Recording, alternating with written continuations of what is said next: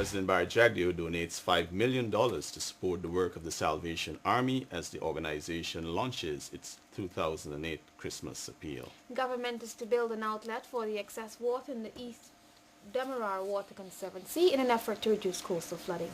National stakeholders will meet Monday to examine policies and programs in tackling the rising levels of sexual violence. The details of those and, of course, the latest sporting action in the Diamond Mineral Water Energy and Sport News. Good evening, I am Janelle Persson. And I'm Paul Moore. With this half-hour edition of the 6 o'clock news for today, Friday, November 14, 2008, coming to you now because of the live broadcast of the court's Christmas tree light-up coming at 17 hours. And now for the news in detail. And speaking about Christmas, the Guyana Salvation Army has officially launched its 2008 Christmas appeal with President Barry Jagdeo being the first donor. He made a donation of $5 million towards the work of the charitable organization. Here are details. The Guyana Salvation Army has been committed to offering services to the country's needy for more than 100 years, and every year around this time, the organization launches a Christmas appeal. So today, President Barry Jagdeo started the drive by donating $5 million. This will support the work of the organization, especially its drug rehab program. I'm very pleased with the partnership that we have initiated. And the last time I came here, I commended the Salvation Army for the work that it has been doing in substance abuse. And I pointed out at that time that the government program is very deficient. It's not expansive enough. And the Salvation Army is filling a very important gap. The president said he's optimistic about working with the organization to combat drug use in the country. He also assured the Army that government will make another $5 million donation next year with the hope that the existing program expands. According to Divisional Commander Major Seniors Theodore, the Army welcomes any donation. We will continue to do so with the help of God, the support of the public at large, and especially the private sector, and also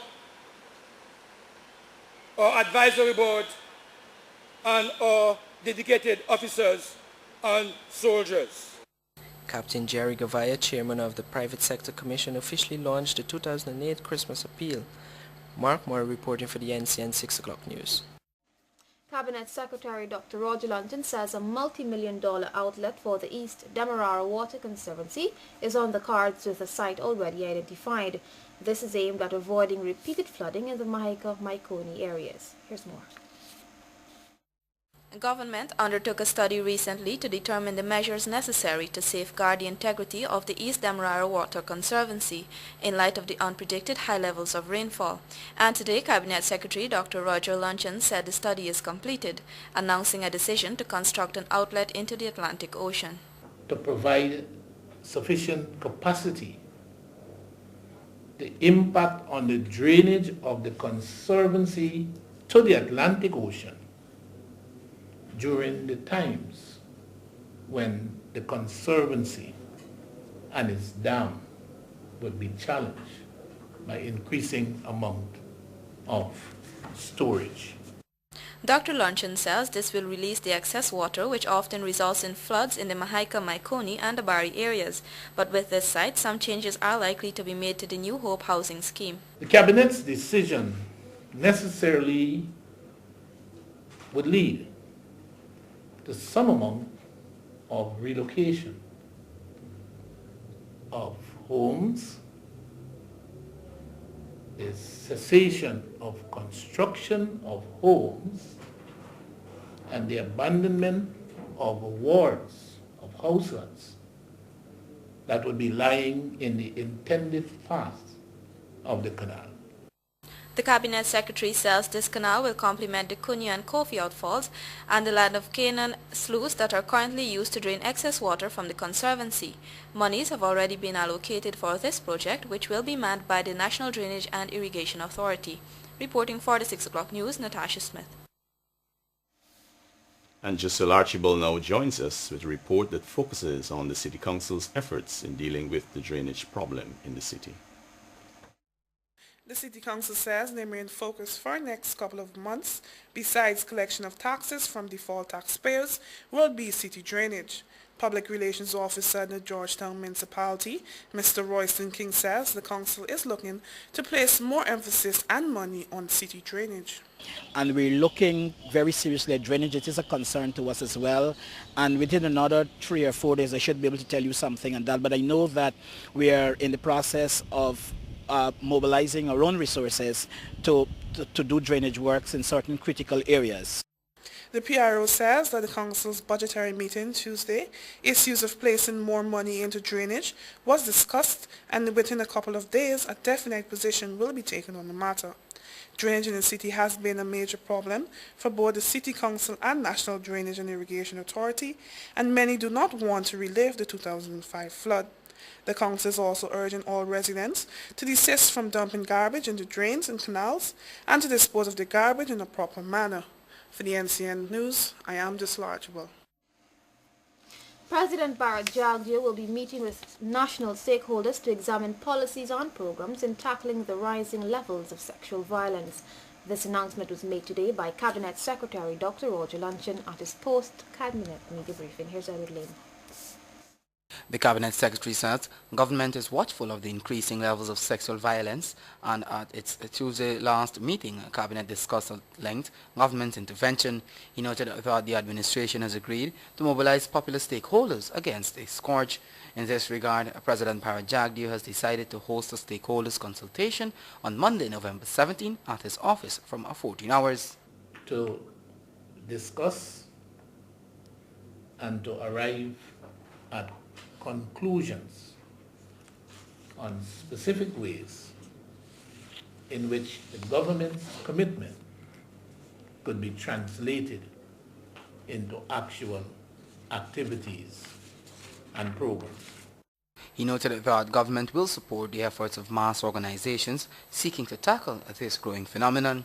Cabinet undertook to support efforts both ongoing and future by mass organizations seeking to implement activities against sexual violence.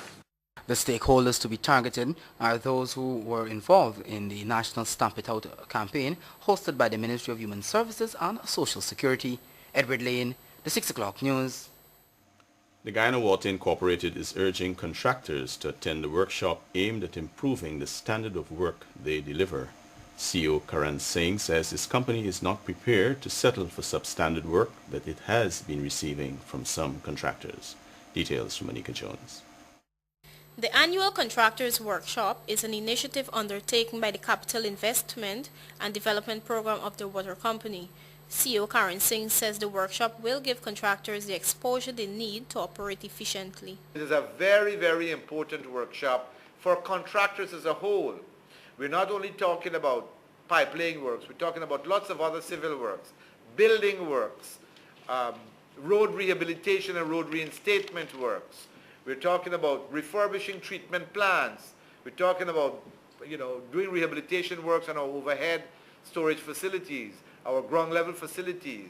We're talking about works that involve mechanical repairs to our booster pumps and our submersible pumps. A barrage of things that GWI's operations are involved in.